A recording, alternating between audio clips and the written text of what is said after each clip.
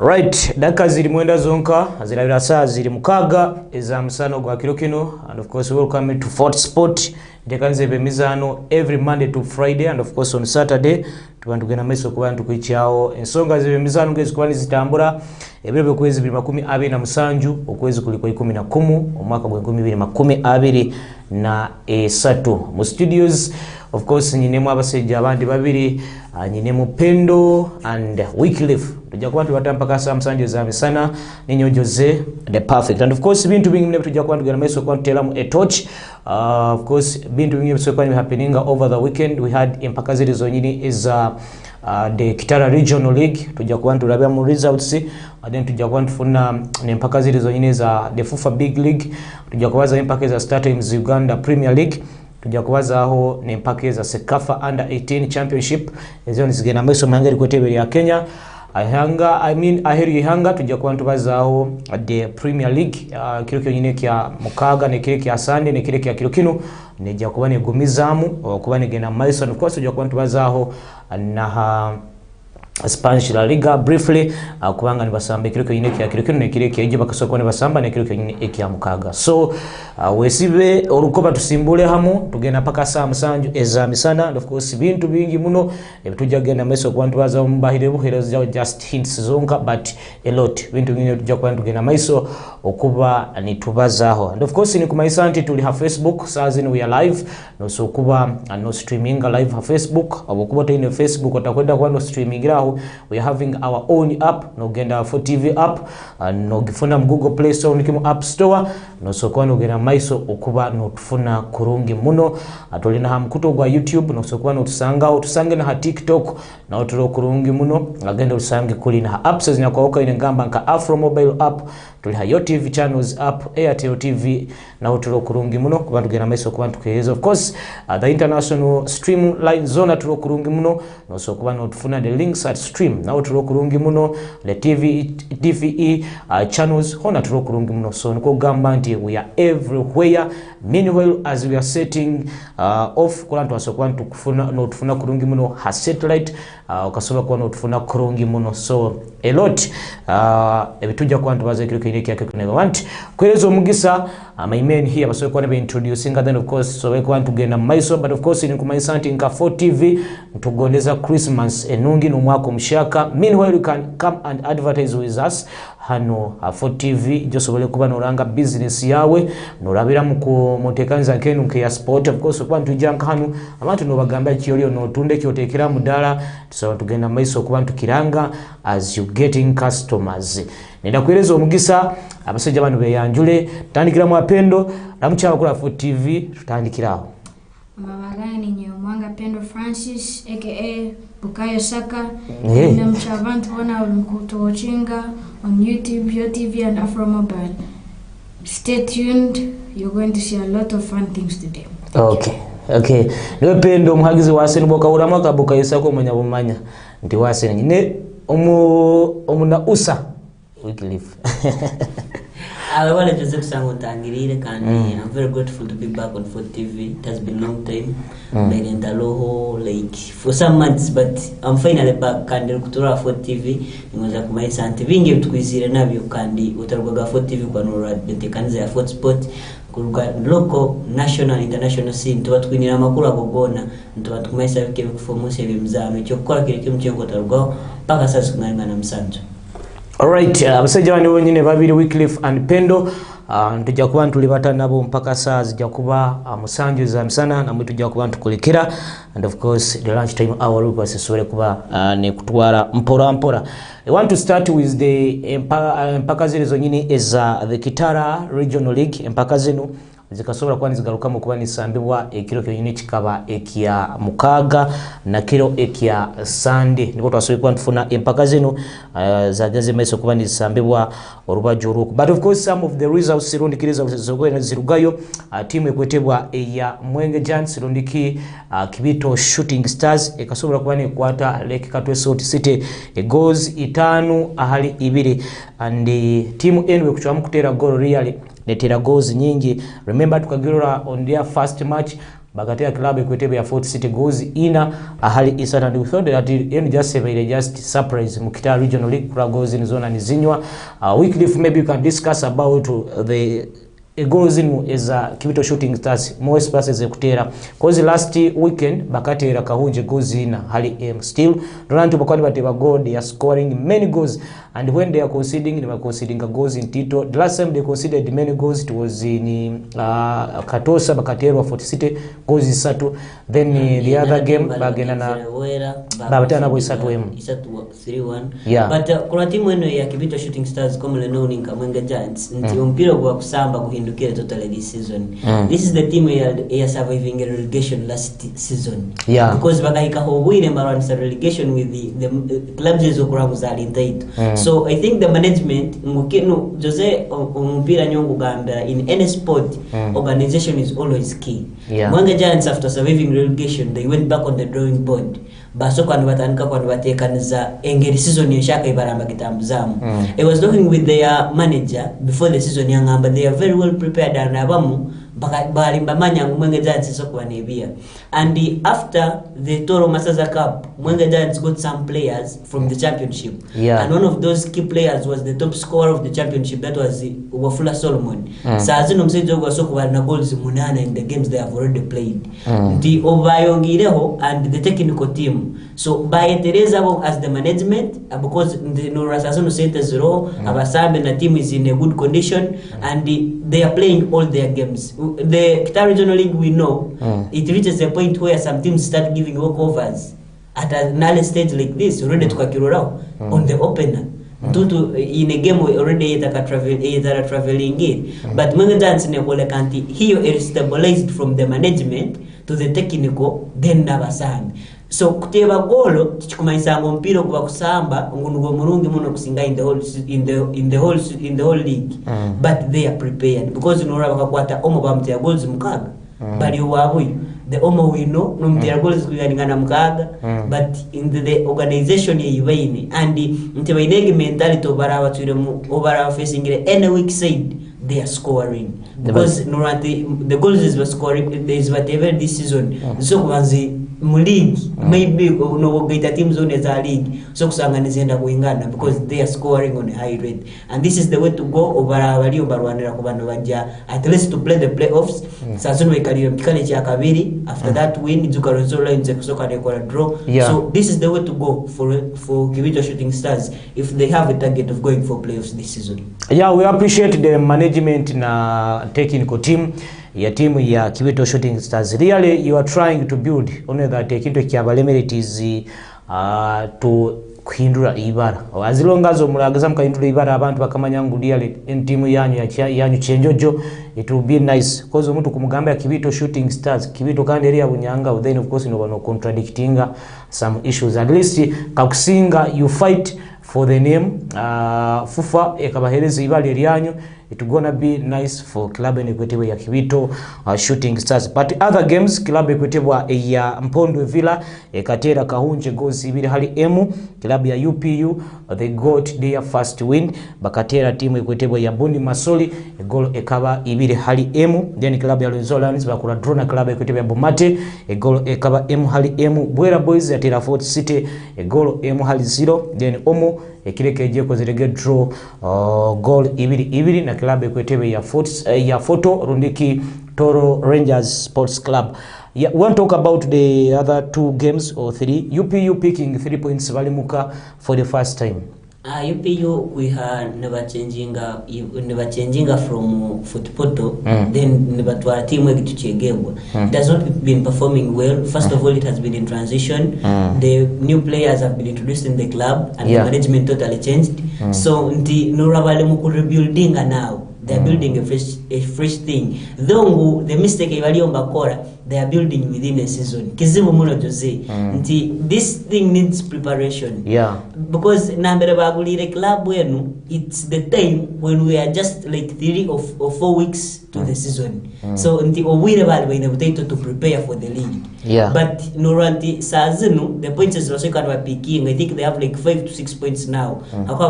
Picking up some points in their previous games. So that win they so kwa nebongera momentum and to go for to chase for others, but I think it's not too late because it's Tuakatambra only 6 games, and they have like 17 games to go. So I think they can, if they can go on with that performance they have put yesterday, they can fight for relegation. They can fight relegation, but I think it is somehow late for them because the teams they are competing with were prepared early before the season began. Okay. Ya Bwera Boys pia ekatera kilabu kwetebe ya photo nini Fort City FC. Bwera Boys kutera club ya Fort City. Bwera Boys bakasoka bakitera last weekend netera club ya photo za goal ibirali emu. Then Fort City kasoko ehomwere that weekend. So in Fort City babaire bad travelers. Tebakora kurungi babibali away. Nti kinu kihangaye because no the first game bakasanga Mwenge Giants, that is Kibijo Shooting Stars yabatera za goal zina isatu. The how the game we were traveling where that side even naho babatera. The game they won was it in Pondwe Villa, ne batera goals za 0 away, but most of the games were it was Kababumate. So about traveling and they have Babimba Samba Kobe, but I think this is a club also in transition. This is a club also in transition, the change of management, but the technique Kasagarao, don't work boosting and the players, some new players, but I think Namberevali Tevakabaide Kobe because the way how they started, no one to resist by picking some points, by picking a point away from Photo Novaravalmuka. So I think in the Balio they are coming back to winning ways. Don't go Baine Kuongerao because if you have to compete, Tibiri will be a home and away, ni performing Kube will perform well at home. So if you have to compete, you have to be consistent in Mulochikora home and away. So that only lacking is the consistency in club in Fort City. It's Omo Kakura Drona Club kwetebe ya photo, that is Toro Rangers Sports Club. Omo grabbing 1 point against the photo. A team etukuranti really by nengeri by improving having introduced abazani abashaka on the team mostly by abazani abashaka, the few players baronka mukaga musanju abali ha team ya photo who have been there nibasambira muno mu league ya Kitara Regional League, the rest abandi barugira heru ya league. Why should we see Toro Rangers? Club ya photo na Omo, this has been a good game ever.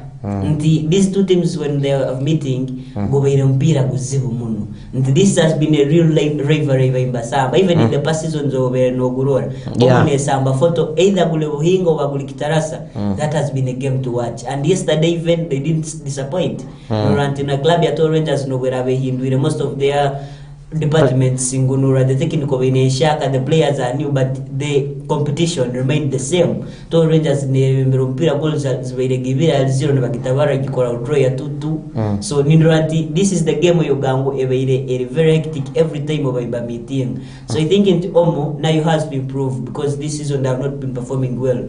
Game zones Bazaine, they have been losing in many of their games. They only have 1 win. It was in Pondwe Villa 3-2 and their home ground. They were losing 6-0 to Kibijo Shooting Stars. That has been the heaviest defeat in this league so far. So they have to improve a lot. Nabombachi Aburamu dhongo wakasoka nabatu some coach because coach now Msonge Bernard is the new coach in Rudoa club. Wow. So I think intabaine ku improving. And then for photo, these are baina bana abatu. And this is a league. It needs experience. It needs maturity. So if they are building, rate they are building because they have some experienced players in the squad. Baineba Emma, Baine Isoka Mavingo Rakavale UPU, Bakavale Taho Anuari, and you have a technical team in Shaka or in the management in Shaka. So they are building Hubomba Mbolekambo, Bario Mbombeke, a new generation, a Yerika competition in the coming seasons. And because if you have that experience and the new players, the squad is somehow balanced. Nuranti Ompiro kwa kusamba nibakoleka it's a good team. So what we are waiting for it is to score because the team need goals in date. So they have to improve in some new departments, but for now so far so good for the club. Okay, and Timo ya Omenu, they are having a new head coach, that is Msonge Bernard. So Msai John Takabaire kuba timu inagiteka mulaini nyina mwetu gietaga. Omo has been a strongest team hanu and it has lasted for a long time. Ni nirantika kusinga club ya Omo era yetereza maybe nibajja kuba nibagaruka because I remember it was the other season bakaba bali nibajja kuba nibasamba even in a playoffs together with the club ekutera kya Busozi Cats, but of course Lorenzo ya Lions kabaruka from nowhere ija sobora kuba nibagrabbinga that opportunity. Hano Pendo hagira timu ki hano munuka I'm not tolifani wa hano olifani wa Hiruhonga, so start lani tandika kwagira abahana hano tandikiraga hano takagenze kuli mbabuka yesako hatandikiraga hano mpora you never know no so kufuna buka yesaka rugina hano football no sangali kuli. Okay, tujja ku bantu bazaimo tukaze mpaka to be tomorrow because we are yet to find the ranking so far is FMU empaka imotoka zempangeza so kwani zitambura over the weekend, but of course it has been vibe hano mkiuge kya football imotoka zempaka zikasoba kwani zigena maiso kwani zibayo kilo kyali kya mukaga ne kilo kyonyine kyejo so kwani zikwerekera kurungi muno. However, we have not got any serious accidents kuno tubayitu zifuni muno accident ezikoleka nti imotoka zigwire nango accident betakazokere muno ekiraho. That is also good news. Then we want to briefly kubazaho the capacity building classes, you know, this is a kintu kya usa ereselekshaka kandi kintu kijja kuba kyogena meso kwani bakugura abantu rundiki na abana bakusoma rundiki na abegesa nanyo abantu abali aheru kukwani masokani mugera maiso okubani mwetaba mu mizano egya secondary schools, most especially kino usa yekulembize ekintu kyabana bato kuba involved mu bintu ebya sports ya secondary and primary. Possibly abakuba ni baruga mu primary ni bagenda mu secondary. That's why you see them ni bagieta the capacity building, cause bakuyombeka bombeka you become someone ali professional just okay ali moto. So they are having many opportunities, and of course mu bindi haliyo kwegesa abarefu kufoka media officer, the way how you can see weekly fun aba media officer by the way is having a big position otamurora hanu. Then we are having kwegesa kufoka kochi nebintu ebindi. So I think in course it is coming here in Fort Portal. That is kusanika nebiro kwezi bijja kuba bisatu up to ebiro kwezi bijja kuba mwenda. Weekly flow, let's discuss about the USA capacity building area ne janu kugeke ya Fort Portal and ejja kuberi ha isomero lya Chebambe Girls. The USA capacity building Jose ichiamanti abana na abantu basimira gasome because the question we izire, this is the first time we done football. Yeah. And last time we kasokwa nebaye Kampala kabaho Mbarara, it was in Lira and other places, but this time bagire football and many other places because in Hoima will host in Mbarara, in Lira, Jinja, so many districts is Japan hosting at this time.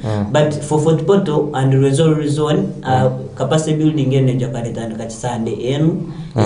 so you still have a chance to register pake request kinganingana makomi 300. So like abana na bazire na begesa naiwe na Josero abantu bona abakwendebye mizano because this course abambake beine muno to be a secondary school course bintu byabana amasomero, but Jose the certificate says abana obumwegese yakufuna after this course tekuruga mu USSM Uganda Secondary School Sports Association. The certificate neruga mu different sports federations.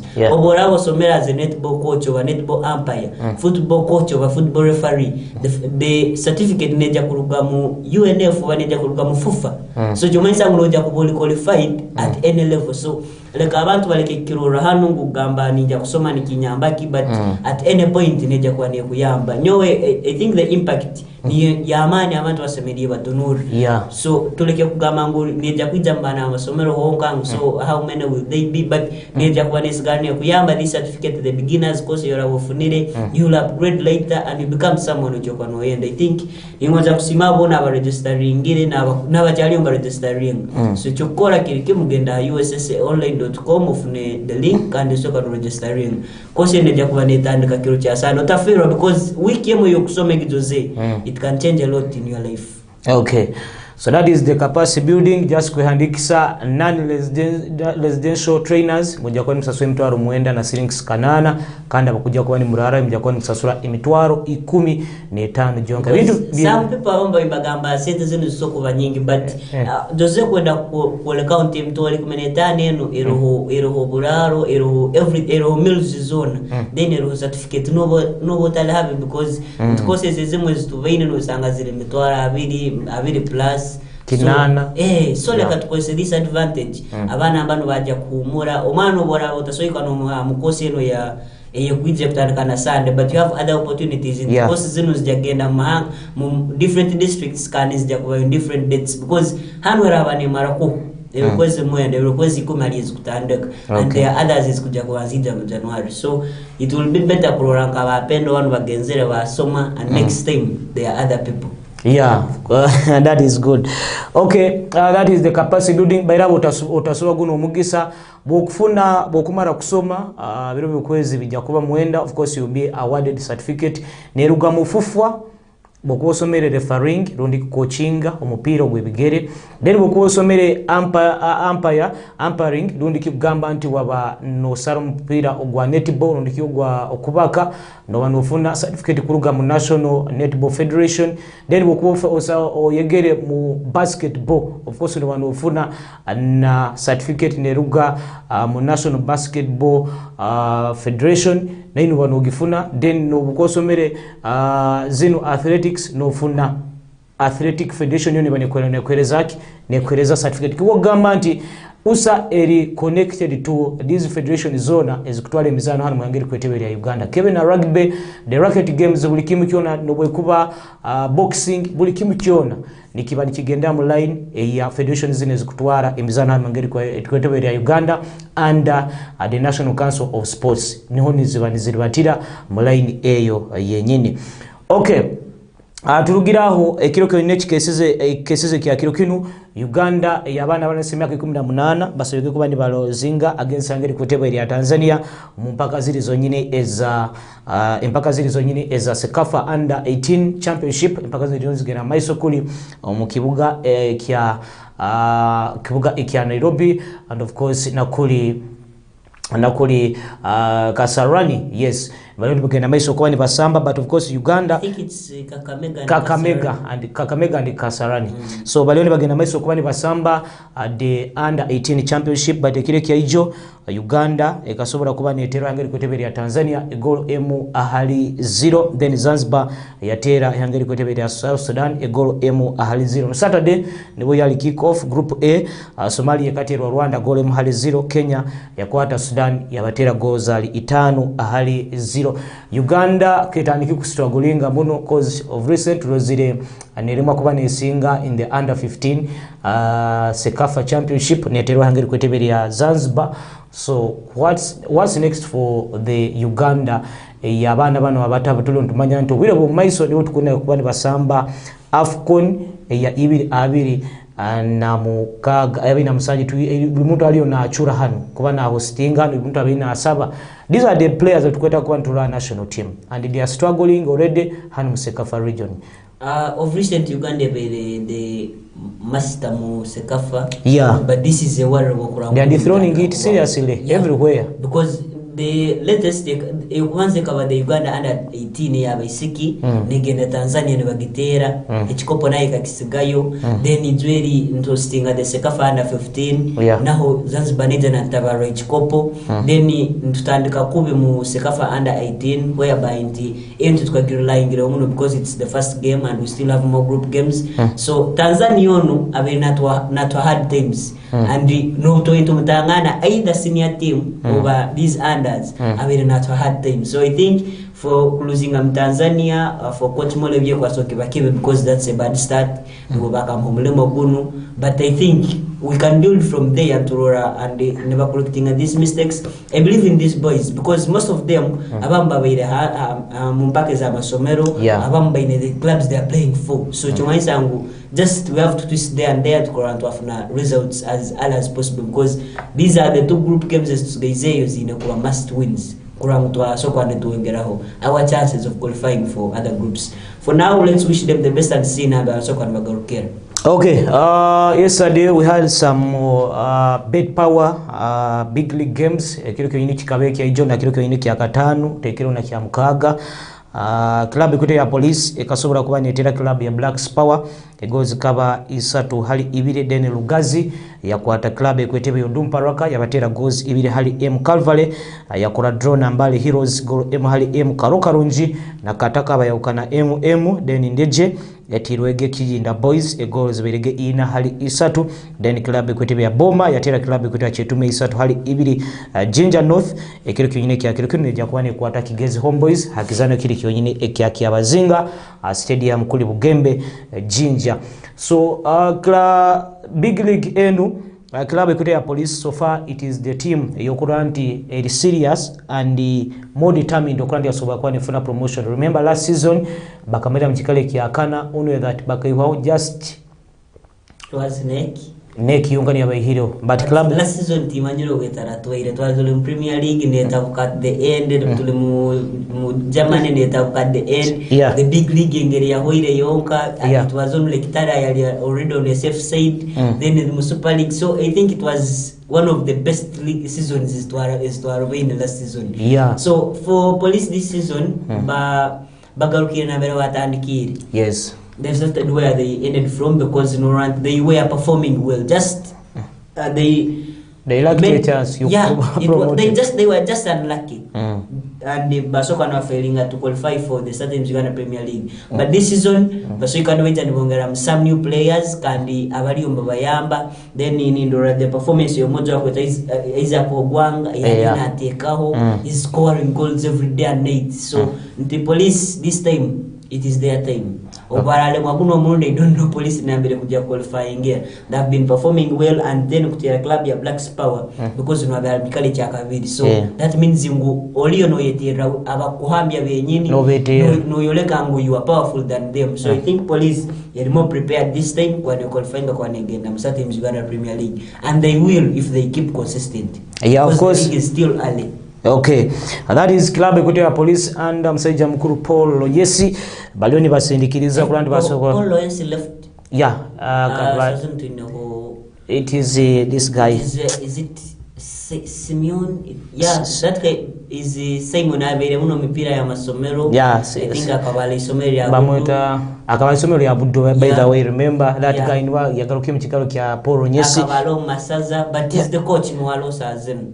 Pamweta semo no babichaho anyebere musajja mugandao but police they are leading the table no woni abina bubiri behind Halu Club ekota Lugazi, the team that has the best stadium, the best pitches in Uganda inobole 18 egire kizano kya ikiba kirungi muno kiba mukibira hagati kizano kirungi muno Black Spam chikale kya kasatu hanyuma yokuterwa kile kya ijo mini kuterwa club ekutea police mchikale kya kasatu ubone 17 Mbale Heroes mchikale kya kana ubone 17 mchakatano Boma mchikale ubone 15 mchamukaga Chetumbo ubone 10 mcha msanju Kataka ubone 10 mcha mnano Dumparaka ubone 12 mcha mwenda Kijinda Boys ubone 10 na kamo mchikale cha 10 Karokarunji ubone 10 cha 12 hali mchigezo Homeboys baina obonero just buli 10 Calvary mchi 12 baina obonero 10 then Ginger North mchi 10 ya mchija ro mchi 13 obonero 8 mchi 10 Ndeje obonero musanju then Younger Elephants mchi 15 baina obonero just 5. Remember ni bali promoting abasatu ne bali getting abasatu Elephant ene karuganka huba kula yasobora kubanira bono kuja mu league because from the 9 games they have played so far they have collected only 5 points. Mpira mwenda jone kibasambire meaning that eno team etanike ni struggling kakuso kwaga kichwelire busa agagilesire mu bet power big league and of course I wish to I think Jose coach of the Gamba is Simon Mugelwa club ya police. Okay, we would talk about the rugby, but of course rugby tujagivaza out tomorrow because tomorrow we don't have any big stories to go on to cover ringao mono know that tuenda kuiruka speed we go ahead yanga cause a lot happened. Starting Uganda Premier League kireke ijo aberegali omuzano gumu gwonka club ekwetebe ya Bull eterege club ekwetebe ya Kitara egoes berege ibiri ahali emu but of course club ekwetebe ya Kitara bolekeze genti they can at least try bakusogeza bakarwanisa club ekutebe ya Bull but kukwata goals ibiri ahali emu aliyale kinyumire gena kati ekiro kyenye kya ijo hopefully nti baja kubouncing back. Then the result says Jose was it Thursday? Yeah, from Thursday club ekutebe ya Gaddafi akatera akakora draw na club ya Solito Bet Stars 2-2, and then of course club ekutebe Vipers ya kwata URA 2-0, then club ya Busoga ya kwata club ya Kesi ya Mtera 2-1, Express ya Terwa Maroons 1-0, then Alua Hill ya Tera club ekutebe UPDF 2-0, Mbarora City na club ekutebe ya Sports Club Villa bakwa yokana 0-0, Neki na Wakiso Giants bayokana MM, then kireke ijo bulu ya club ekwetebwa ya kita KCC yetu bentumanye garukiremu ngo amanigera aleta club ekwetebwa ya Busoga ekamkwata 2-1, then club ekwetebwa Express ngowe kaibake ina beaten run Maroons yasobola kuba ne gitwara ni beaten run with 1-0, and of course club ekwetebwa ya Vipers ne ba sechuwaringa de 3 points ne bata club ekwetebwa ya URA under coach Mshaka ne mhandinga first loss, that is David Obua, goes ibiri hali 0 adatebeno kuteba mu ha Zanekia St Mary's. Vipers netera club ya URA because club ya Vipers every performing well this season. Just in the draw ya Mbarara City and another draw kaba no kutero kwa KCC. That was a shock because most of the fans of Vipers, it was a shock to them. But that is a game where Yokumanyam, that's a derby. Any day over KCC are weak over strong. That's a derby and you can't predict that game. So Vipers na garuka to winning ways, Bakashoka were playing very well. And the club ya URA in under the new head coach, Msejono kweta David Obua, never samba kurungi dongu that final third and their decision making Noranti Kali they are still lacking in Maisao who are scoring a goals, though they are playing well. So I think Vipers going to win at Hisomera at the end. That was a very good bye-bye to their students because Valimba Humura and a well-deserved one. Okay, then club ekote Busoga ne kwata KCC 2-1, the KCC at the Vipers yeja kandi ya struggling no kupikinga even a single point ya Girema against the Busoga yatandike na intumanya nteja kuba ni Rwanda relegation. This time round bokwana ugenda table no sanga Busoga iri kurungi muno nokusinga club zaita kunia kubandi ziri hands. I think Busoga katandika na club ya Arua Hill. Most of us were expecting, but before we didn't even know what is Arua Hill this season. Because Arua Hill ya last season yen season twalitaka jetegerize. But I think Busoga kutera kesi abaka end result bakajikolera muno, and this has not been an easy game on any day for KCA. Ndio mpira guno gubaire kuba muzibu munandi mpira guno kweza kwa bamuntu kwa late twagusambira amatara agalagata kwetegerezebwa because mpira guno kaicha over zalizija kukasa mpira kuchale mugena meso due to heavy downpours zagwira zanele cha nzeru naye fokelesa zinu it's like a lake yesterday mpira kwa kitara na yakunda kubanze kwemera because of so these days mu Uganda tuliyo tusafaringa because of internet and zamune bizaniro byetu. So I think the infrastructure sazino tadanga kurango ne buramu a lot because twakara two games za fadramu zemera now the Super League nazo zibanza kuemera though zino zo way back. But I think Busoga kutera kesi ne bahandinga coach Abdallah Mberu his first loss nawe ne welcoming with the loss. It was bad for KCA, but I think Busoga aliyo na rwadira that relegation because anytime you sleep mu Uganda Premier League umanye bakurabo. Okay, then club ekwetebwa ya Maroons Sofia akatwara tulazete embuzi za basejja kababiri ekatwara ya club ekwetebwa ya Express last weekend ne mutera gole mu hali 0 ha wankulukuku amutesa tu club ekwetebwa Express ne bamutera ni wabera akena ni beaten run sebo ali na vimba Maroons are not proving with a stubborn side because no run all the games is having samba mostly ina kwata bana abakuoleka ngo bakura apart from Bull Ramso tingira kuwe muno and abere na take that resilience nti Maroons this season taka performing ile kubi because no raka akagenda masindi hayo points isat ya Kitara wale are still unbeaten na performing well. So I think Maroons na toleka anti Maroons is playing well and those players their players tebaine mabare kiriaho, they are not big players, but they are working hard kanimba kurama as a club. So I think Maroons were aguma with that consistency. At least they can be in the top 6 top 6 places is Uganda Premier League. Those Zikumire and season is still early. Okay. For Maroons now, they are on a safer side. Okay, what is happening with Kitara? The Kitara that he started yagende mpira ingana nka etanu eriyo nekora kurungi etanu ndikiena eriyo nekora kurungi. It was 5 games because I think bakatanga closing to Maroons, bakatanga to URA, then ba losing Ogwabull. I think Maroons kubani batera at their home, that was an upset. Chikija chabaho. We expected Kitara to bounce back. Yagenda URA gwali gutagomea, and we expected that. Ihayo draw ya 2-2. Yeah. Then inogenda Mabull na kutera 2-1 Alemuka. I think this is the spell of Ibalemu Yogava. This is a dry spell for them because Vakafunaho that good time and a good run. Will they remain with their fans? Never jakusigaza abahagezi. Just you it and they magiza kuja kusera result kandi bukuri mutagimwe na iruka. Nicho ngambire just wait ni waja kugaruka muka, they win one game, their fans will be back. Even no losing mpira kwa Maroons, they traveled with fans again mpira kwa URA. Yesterday wali Jinja, they had fans. So Kitara, this abahagizi ba Kitara, they are more passionate. They are passionate. Ndio mpira mbagwenda kana club yako mbagenda third. So I think Kitara just they need to bounce back wakasoka na wafunai other results. Though they tiba kama ile kube for Kitara we know because first of all, many people expected much from Kitara. Me too, why? Ntibaine experienced players. Tuliyo tutunura teams zinu. Kitara abamu bale batagete ile. Those teams is Amani. But in the squad of the Kitara squad, they have players who have been in the Uganda Premier League like for 3 to 5 years with different clubs, and most of them they have been at big clubs, though that they have failed to shine, and now they are back home. So I think for Kitara they have that experience. They have new players. Most of them we are seeing from the Uganda Premier League. We are seeing some. That's why even Nick is performing well.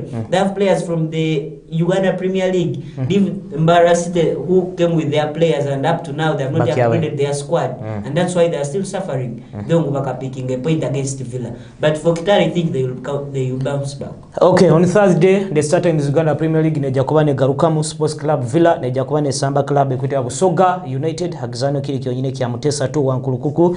Then Solitilo Bright Stars Nejakubane Samba Alua Hill Hakavumba.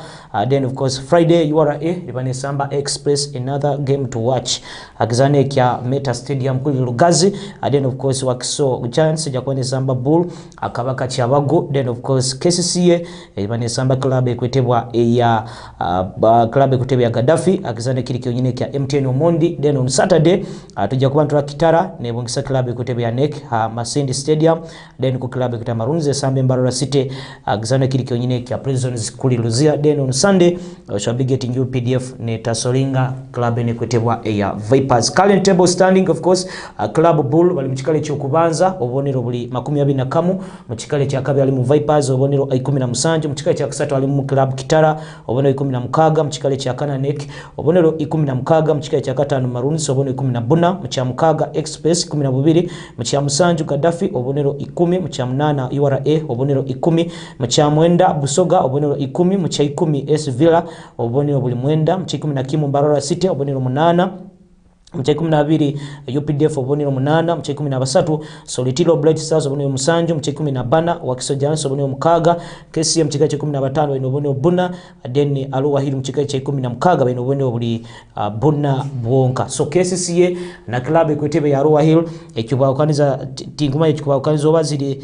head to head kubanga goal difference ni bayingana bwana babanja goal mukaga na points ni bayingana. So niko gamba anti KCCA at least atebereho goal nyingiho kusinga zisingiro ya club ekwetebwa ya Alua Hill. Alright, twenda kubantu genda aheru yehanga cause but Jose before we head out nyenda are you not surprised kurante mu the Crescent Queens squad eno yeriyo ne Jakane Samba Morocco kusanga ngo hale mu those key figures is kumesinga? Yeah, I don't know the criteria ibakulese kwa basamulinga those players, but not the things that we are going to discuss and go tomorrow cause Morocco kusamba Uganda etalimu abazali twetumanyire de Shamira na Lujazi.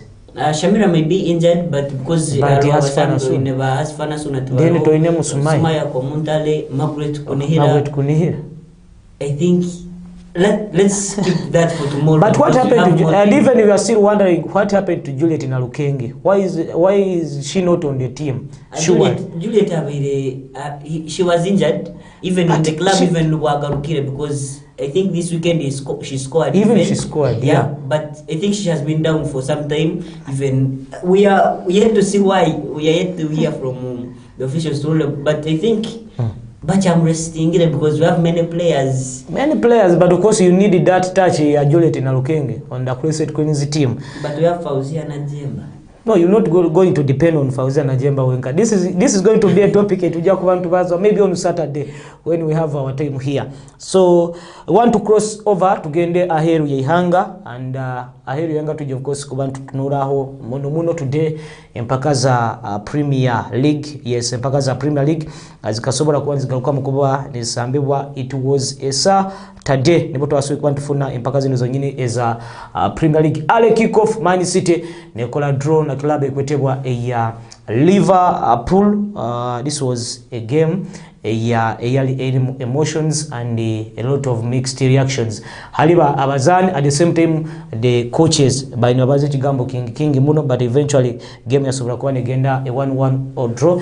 Erling Brot Haaland na tebela club ekwetebwa Manchester City and Trent Alexander-Arnold silencing the citizens kuli Hagzanek ya Etihad Stadium. Did you watch that game? Yes. How was it? It was very exciting. Man City with chances. Alisson Becker made some crucial mistakes. As these days, goalkeepers are making mistakes, by the way. But I don't blame Alisson Becker because he was in international break. And Liverpool always has early kickoffs after international break, and you know Brazil was the last team to play, so yeah, he was very tired. Yeah. So you are trying to mean that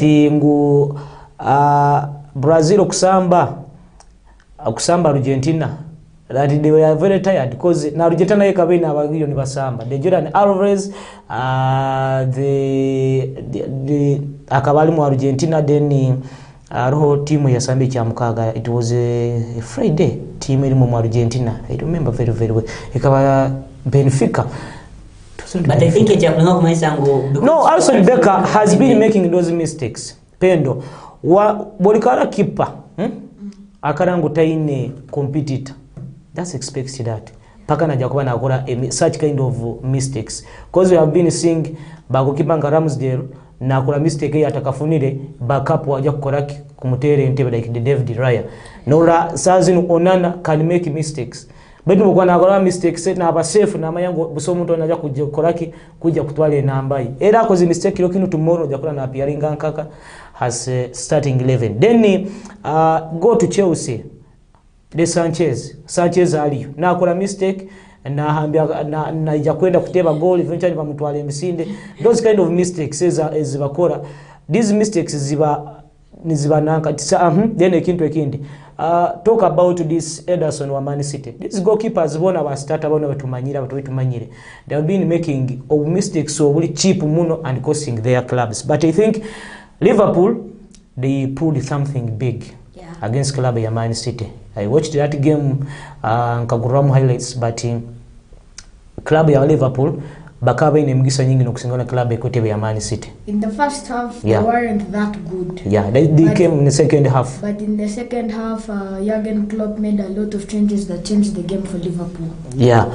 Okay, but club ekotebe ya Man City of course making a draw na club ene ekotebe ya Liverpool, of course Burnley agali masemero agabaseno. Then of course club ya Burnley ikasobora kuba neterwa club ekotebe ya West Ham just 2-1 bakabaguruga nenyuma. This was a surprise. Vincent Company, and I think Vincent Company really a club ekotebe ya Burnley makagabukala gatafumo you come oye kulembera omuzano later nebakugaita from kinana na mukaga mpaka mchienda mpaka kumarayo. I think club ekote ya Burnley they need players and prayers at the same time. Abazanti baina abakuma at the same time betagana Sara in order to remain in the league because they are struggling surely. Tibiri kubiha Burnley and the club ya Sheffield. These clubs in struggling muno. Maybe you can sympathize in a club ekote ya Luton. Team is very promoted. It is only Luton because Luton it has tried currently ya picking points at least emrundiki isatu hali these so clubs ezikwete bangu ziti the top 10 ni wasokati kwa ni babahimba wa points. And then Luton ekati ya Crystal Palace 2-1. Surprise of the weekend. Surprise of the weekend. Nobody expected Crystal Palace enu kuluzinga 2-1 against club ekote ya Luton. Moreover, club ekote ya Crystal Palace kabane kuoleki yangu eri nerumba na muno kusinga club ekote ya Luton. Yeah. Did you see the highlights as Luton na club ekwetebe ya Crystal Palace? No, but I watched the last minute and they were very... Yeah, you watched the last because go kahangara mun. Yeah. They missed even in a club Crystal Palace. They missed their last chance. Mpiro gwatile post. Yeah, they beat the post. Yeah, gwatile post gwa guruka yoko. I think Luton nayo eka survivinga nalale club ekwetebwa ya club ekwetebwa ya Crystal Palace. Then the other game club ya Newcastle ikakwata club Chelsea abatera golo ina ahali emu. The Chelsea we cherish, the Chelsea we have been seeing kurugakara, it is back again. First money baja koleka their big side. Kwa baja tanga any big side. Chelsea is a big team. That's what I was telling you before. Nambia kwa kesi na Vipers na Gamant. These games in teams in what over in their balembwiro obubi. No kwa meetinga another big side. That will be a big game. So I think Chelsea netera Newcastle already now in suffering those na struggling those past days. So Ndorandi Chelsea and that was a heavy defeat 4-1. Okay. Yeah, Alexander Isak scoring our club ekwetebwa ya Chelsea, then Jamal Lascelles, Jolinton otekereho na Anthony Gordon, then club ya Chelsea ekateba ni mwana moja kwetebwa Raheem Sterling wenkani yasuka na batebera.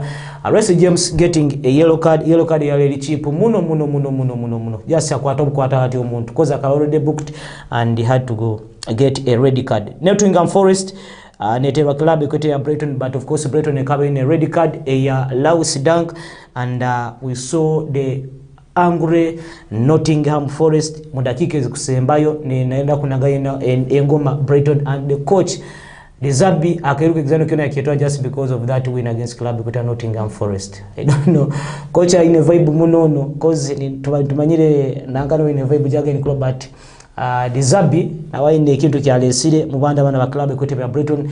They played till the last minute. Nottingham Forest kabanyiga until na muli baikirize ntia let the 3 points go abaso kwani baitwala ba club ekote ya Nottingham Forest. Anthony Langa ni abanizo kulibana na club ya Nottingham Forest, and of course Joy Pedro eje yafuna a consolation after Ferguson okuba na bateba gole ya kabiri niko gamba ndi club ekotebe ya Brighton mpira guno ekasoba kwani kulembera 2-1 first half beja wabongeraho ya 3-1 that is cutters of João Pedro, then na Lewis Dunk nafuna red card, then Morgan Gibbs White naija nafuna a consolation ya penalties later event byasoba kwani biguma final absija basokwani managa the 3 points of Makagao. Then of course club ekotebwa ya Sheffield ekatebwa Bournemouth muka.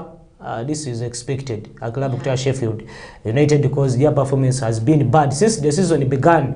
The club of Sheffield, they have been performing bad. Then of course the last game of the day on Sunday, on Saturday, it was club ekotebwa ya Arsenal and Tasoninga club ekotebwa ya Brentford. It was the last game. Orano Chingo Runako and Kai Havertz coming from the bench na scoring that only goal yasubire kwa ni twara obunu busatu ali club ekotebwa ya Arsenal, but Arsenal scored a goal and it was ruled offside by Alejandro Trossard.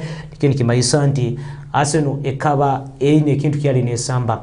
I watched that game and hopefully na yopendo kagula na Wycliffe club ekotebwa ya Brentford ekaba nesamba muno ekibas. Yeah, from the first minute, the way how the coach ngeri aligning up his players, Thomas Frank akabana kolekya nti naitaga a point against club ya Arsenal, and akabakake munagi fune cause gole kaza mkinana na mwenda. I think you can go for analysis ya pendo because on that game I think murongi muno cause even Bukayo Saka kula na assist akaba kasoka kola system yokubanza bagisazamu then ati yakule yakabiri yali yarali bagikiriza. I expected a win from Arsenal because. But as always, Arsenal fan you expect wins. No, not always. So I expected a win because when I saw the lineup, the attacking midfield that Arteta set up was just perfect. You saw the threat that Trossard was bringing, even though he was in midfield. Yeah. And also the surprising tactical change with Havertz and Martinelli was not expected. I think most Arsenal fans never wanted Havertz to come on, although he surprised all of us, including me. Never Havertz to come with But I think now you love. Now you start loving him because the guy Abachwira Mugua. You wouldn't be on the table if it was not him. If Martinelli made on the pitch, you wouldn't be on the table. Hopefully. So he has been good since he came from Chelsea. He wasn't in his prime when he joined the team, but he has started adjusting, getting his second goal of the season. But to a Tulim international Black Pendo, Kai Havertz has been playing as a left back. Hungarian German. I don't know Julian Negozman Achkorata, but he has been playing as a left back international friendly. Obandi Basambani Hungary Koteberi ya Japan, at the same time Basambani Hungary Koteberi ya Austria. Then Turkey. Na Turkey. Baka Gayaka ina Samba left back. Tukumanya Mwaseno atiteke akumusambisa kuli kandi hagenda Germany bakamusambisa ekindi. How is it going to help him? Kuranti ya sobala kuba na agumaho. Because you should know that Germany is going to host the Euro 2024 and you need to be on the first team and you need to be consistent mukuzana. So kuruga na hantebe then Germany hagenda kasamba na Maisato. Is it going to help him? I'm not sure if it will help him, but I think he's better in attacking midfield. It is not only Havertz who changes position for his country. Even Zinchenko plays central defensive midfielder for Ukraine. But of course, for them they're having many left backs. That's why in Michaelenko, cause na so kuikara hanu Mwisato, then of course, and Zinchenko has been good in the midfield. Yeah. Because even sometimes I even ask myself, where does Zinchenko play well? Because even on Arsenal games, you may find him in the mid back even. But he goes into midfield. So I think Zinchenko should be left to play the free role at Arsenal. Yeah. See what he can do, because he has been playing. You don't know the right position for him, because sometimes you find him in the midfield, sometimes you find him even at the attacking force. So I think he should be left to play that free role, and we see. But I think he's a left back. Okay. We need to talk about yesterday's games, you people. But I think before, I want to ask Pedro, where do you see Arsenal this season? I see us winning the Premier League. Mwatandika basen.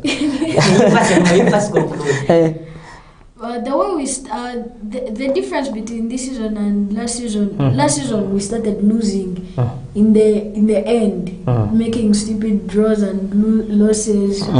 But this season we started with the losses, started with the draws, and hopefully we'll end with the wins and take the Premier League. So it means you are balancing the boat. So last season you had a small squad. That your problem was squad depth. Yes. And you lost the trophy at the end. Do you think this squad will help you to maintain and remain consistent up to the end of the season? Yes. Okay. Man. We are still here. Let's see. And even May is not far. May is not far. Okay. Yeah. Yesterday we had two games. Mpira Tottenham. Amakagawa got Tottenham Hotspur Stadium, but it Aston Villa goes hari emu, and of course club ekotebe Tottenham ni mpira gwa kasatu consecutively. It isn't surprising that Tottenham has lost all the injuries. Team in the injuries is kuingana with the red cards is suspensions. So I think that's why because Tottenham started out very well. Yeah. Beating teams like Liverpool and Newcastle. Did they beat Man U also? They also beat Man U 2-0. 2-0. Then baja ba draw na team ya Arsenal.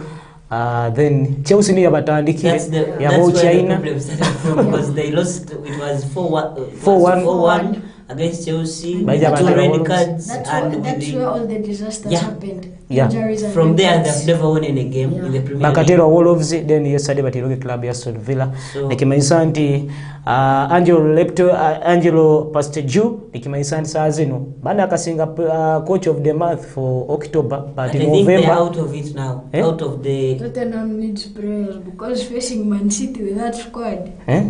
You never know, some of the players will on be that back. game, some players will be back, back, and then as usual, football is football because this Man City is also not consistent. The games that they have showed you that most of the games when they are facing big teams, it has been their problem. Yeah. Losing to Arsenal, now drawing to Liverpool. Losing to Wolves. Yeah, losing to Wolves. This season is not that Man City that we used to know that Yeah. they could beat whatever that could come on their way. Yeah. So I think they are also beaten this. They are also beatable this time. Bananga kire katulekere Everton kire keje etirwege club awamanno mugambe etire Everton etirwege club kute ya Manchester United goals sato hali emu with a nice goal from Lando Garnacho, then of course Rashford na teba penalty, and of course Anthony Martial na marayo for win ya club kute ya Manchester United.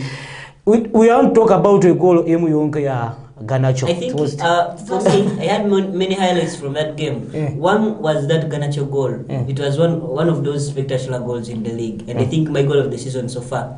But another highlight was that incident where Bruno Fernandes gave the penalty to Rashford. Yeah. It was a penalty. Because now Rashford has gone many games without scoring. Since he scored against Arsenal, In Premier League he has not scored any goal yet in the Premier League. So I think it was a good gesture from the captain to his player. Then another penalty of motivation. Motivation. I saw even it on it was Arsenal game. I think Havertz was given. Yeah, Havertz was given a penalty. That game Arsenal won, was it 5-0? Havertz was given a penalty. So I think this is good for these players, and then Anthony Martial resurrecting because he has gone also many games without scoring, and he has not been starting most of the games. He has been injured, but if you could score that, I think they can start from there. But for Man U, yes, I did watch it on the second half only. Have you ever watched such kind of a goal since you started watching? Yes. Ronaldo against Juventus. Yeah, you watched it. Yes. Hopefully. Even I've seen many people comparing those two goals, but I think Ronaldo is more. Garnacho is a fan of Ronaldo more. Even the celebration. Yeah, even the celebration. But but I think it was good for him. It was good for him at his age, scoring such goals, and he has been helping Man U in many times. I think Garnacho is a good player, but let's not hype him a lot and let him just focus and be consistent, because we have seen some players like Rashford and Martial, when they came at Man U, they were like, these are the replacements for Beckham and what, but all along now they are shadows. This season was not Rashford's season. Yeah, I think we need to leave the studios by two. As we leave the studios, just know that mpira mkage kisembeo club ya Manchester United isingire mpira 5 Premier League. The game they lost ekaba club ya Man City niyo nka yabatire, but other games yona club ya Manchester United so kwa negisinga, and of course Andre Onana asobere kuba na clean sheets 5 so far this season, of course, and they are the best. He's one of the best with the Crystal Palace goalkeeper. Yeah, Sam Johnston otekereho na Nick Pope. Those are the goalkeepers of current season. They are having 5 clean sheets so far. He had a bad start. As we don't have clean sheets, but we have wins. Okay, let's meet tomorrow. Kio kianja tujakuwa tugaruka hanu just tugonza week enungi, and of course tugamba nti ikara hafo TV lunchtime our request in your program tujakuwa ne garukaho. It has been me Jose, and of course with Pendo and my bro Wycliffe tukere hanu kueleza, and till next time, that will be tomorrow. Catch us kuga saa mukaga mpaka saa zijakuba musana. God bless.